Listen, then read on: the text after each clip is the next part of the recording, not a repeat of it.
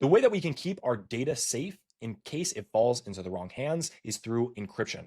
Encryption is the process of creating data and converting data into a more secure format so it can't be read by anyone who doesn't have proper access or authorization. For example, if someone steals a laptop that's encrypted, they will not be able to access that laptop's information or just pull the hard drive from the laptop because all the information on that system is encrypted and they don't have the keys to actually open it. It helps protect sensitive information while it is stored or being transmitted. And these are the encryption topics that we're going to be talking about in this video. We're going to be talking about plain text and what that is and how we can turn it into ciphertext. We're going to be talking about symmetric keys and asymmetric keys. We'll be talking about data in transit, data at rest, or disk encryption, and we're going to be talking about real-world encryption usage. One thing here, data at rest, we've already covered this quite a bit in one of the first few sections that we covered, but we'll go over it again in this one. All right, let's talk about plain text and ciphertext. So first, plain text is data in its original readable form, no modifications, no encryption. Ciphertext is data that has been encrypted and can't be read without a key. So we can take plain text and we can turn it into ciphertext. Because remember, our plain text, original readable form, no encryption. But ciphertext is encrypted data. So plain text can be turned into ciphertext through encryption. Plain text and ciphertext are important because plain text is easy to read and it's easy to distribute, but ciphertext is better from a security standpoint because it makes the data unreadable to anyone who shouldn't be reading it. It also helps prevent unauthorized access. This is ciphertext because it uses encryption that ensures that only people who have the correct key are actually doing this. So overall, plain text, it's useful for giving out a bunch of different information, sending out files and things like that. Ciphertext is encrypted. So that means that someone has to have the keys to actually unlock that information, to read it and to use it. So if you ever need to encrypt some sort of text, you're going to look at encryption and that's going to turn that text into ciphertext. Here's an example. This plain text, this is my cat Rob. We could run it through encryption, and then this is what it might look like as ciphertext. So kind of weird, right? We have a whole sentence here, and now it's turned it into these random characters. But we could reverse that if we have the keys. If we don't have the keys to the encryption, just like how if we don't have the keys to a lock, we can't get in. So that's very, very simple. It can turn plain text through encryption into ciphertext, but we can also decipher ciphertext through having the encryption keys and turn it back into plain text. For symmetric and asymmetric encryption, symmetric encryption uses the same key to encrypt and decrypt data. It's a form of encryption. A symmetric encryption uses two different keys, a public key and a private key. An example of asymmetric encryption is Tor. Tor is used to navigate out to the dark web, and it uses public keys and it uses private keys. Symmetric encryption, on the other hand, it just uses the exact same key to encrypt and decrypt data. So symmetric encryption isn't really that useful if you're looking to give information or encrypt information over the internet and you're looking to send it to someone else on the internet, because if one of the keys gets found out, for example, well, if the key gets found out, they can encrypt and decrypt data. But with public keys and private keys, well, someone couldn't encrypt unless they have the public key, and they couldn't decrypt unless they have the private key. So the main thing is with asymmetric encryption, if someone gets your private key, you're kind of screwed because then they could decrypt all your messages. But if someone gets your public key, that's fine. You can give out your public key. So in my opinion, asymmetric encryption is a little bit safer. Symmetric encryption is faster, but asymmetric encryption is, in my opinion, and in many other people's opinions, asymmetric encryption is much safer for sharing information, especially on the internet. Both types are often used together to improve overall security. This can be done. This is true. They help protect logins, websites, messages, and sensitive data. This is true, especially with messages. Many people use this for messaging and things like that. There's another one called, actually, I might have misspoken earlier. Asymmetric encryption is used through PGP. Yeah, PGP uses asymmetric encryption, which a lot of people on the dark web use for messaging. But just keep in mind, that's one thing that you have to understand is with a public key, anyone can write a message to you and encrypt it because they're using your public key, but only you can decrypt the message because you have the private key associated with that message that used a specific public key. Kind of confusing. When I first started, I had quite a hard time understanding what these two were. What I recommend doing is going online and just looking up symmetric encryption and asymmetric encryption examples, and then looking at some different examples. This to me is by far one of the harder topics to understand because learning about this logically when you're just learning as a student can be difficult. It's far easier to go see hands-on examples and see how people do this. If you want to look online for asymmetric encryption, look up PGP, how does it work on YouTube? And then you'll find a bunch of YouTube videos showing asymmetric encryption through PGP.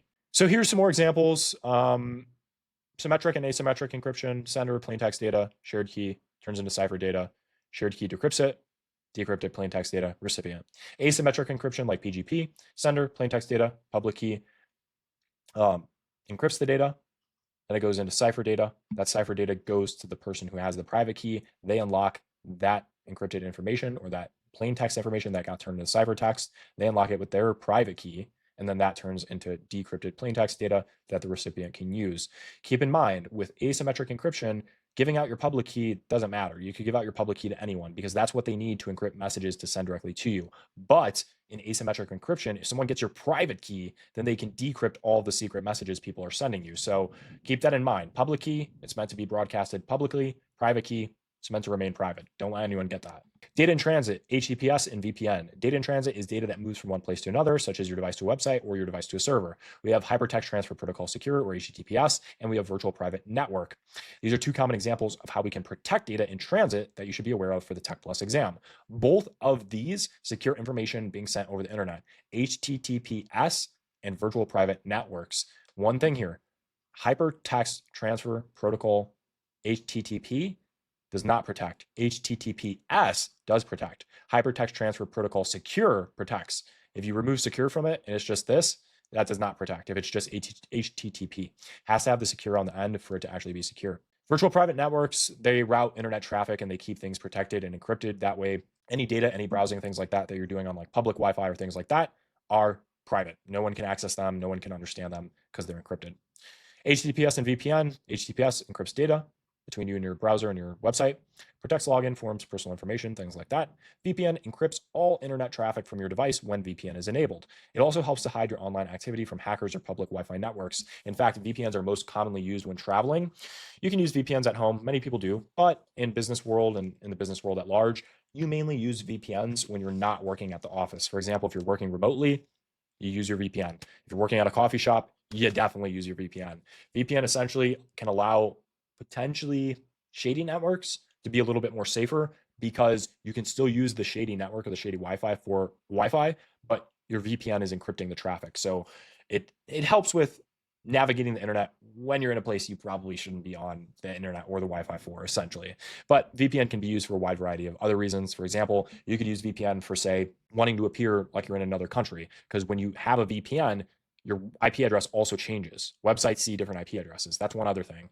VPNs don't only encrypt traffic from your device, it also makes it look like you're visiting a website from another IP address. So I'm in America, I could download a VPN that puts me in Canada, or a VPN that puts me in France, or a VPN that puts me in Italy, or the Ukraine, or United Kingdom, or anywhere in the world. Odds are there's probably a VPN that can put you there. Just keep in mind, VPNs are sort of like VPNs are essentially the best tool for keeping you anonymous online that we currently have, besides maybe something like Tor browser. Data at rest and disk encryption. Data at rest is any data that's stored on a device. Disk encryption protects stored data by converting it into some sort of unreadable form unless you have the actual key. Disk encryption is important, protects data, prevents unauthorized access, keeps sensitive information secure. One thing with data at rest that I wanted to mention, data at rest is called data at rest because the data is at rest. Data in motion, or data moving, or whatever term you want to use, is called that, or data in transit, rather, I believe is the proper term, data in transit. Data in transit is called data in transit because it's being moved across a network, whether it's a local network or on the internet. But data at rest just means it's just sitting on a hard drive. It's just chilling. It's not going to an internet site and being uploaded, and it's not being sent across the network. It's just on the hard drive or where it belongs, right? So that's it for data at rest and disk encryption. Finally, here we have real-world encryption usage. So encryption is used every single day to protect data, communications, and user privacy across devices and online resources.